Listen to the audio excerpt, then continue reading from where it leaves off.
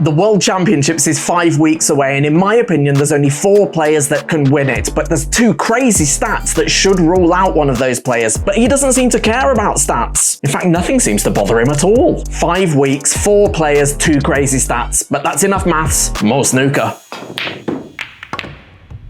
Welcome to Pocket Watch, your bi-weekly snooker catch-up. You can see everything that we're going to cover in the show today on your left, but right now, we need to talk about Sheffield.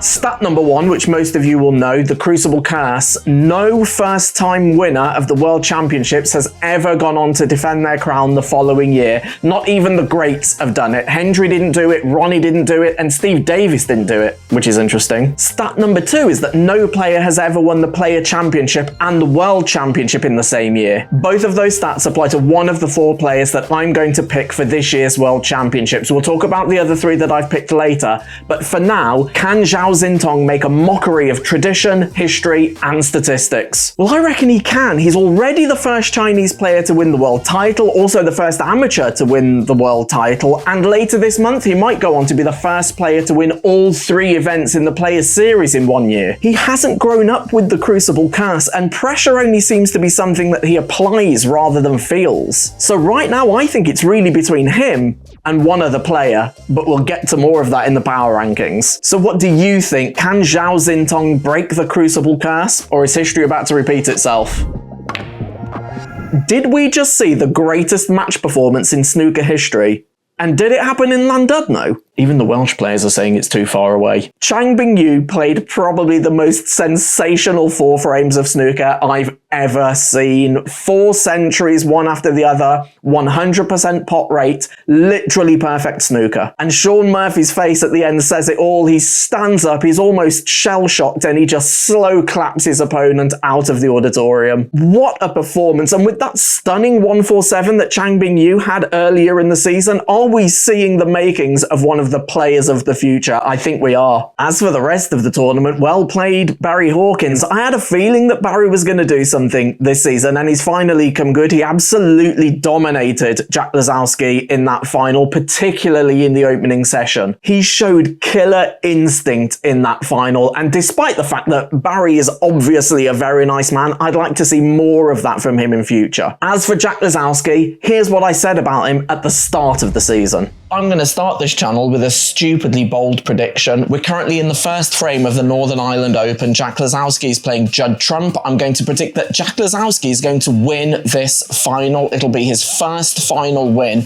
But not only that, later this season, he is going to go on and win one of the Triple Crown events. Well, Jack did win the Northern Ireland Open, but as for the Triple Crowns, well, the UK Champs has gone, the Masters has gone, so now Jack absolutely needs to win the World Championships, or we'll both look like idiots. On the night before the final, Jack is presented with a huge cheque and a trophy for his performance in the Home Nations series, so understandably, the next morning he didn't really turn up to that morning session at all. In fact, I heard that he was so hyped up that night that he received the trophy that he asked Abby Davies if he could do his whole interview in an Irish accent. Why? Welsh maybe, but Irish?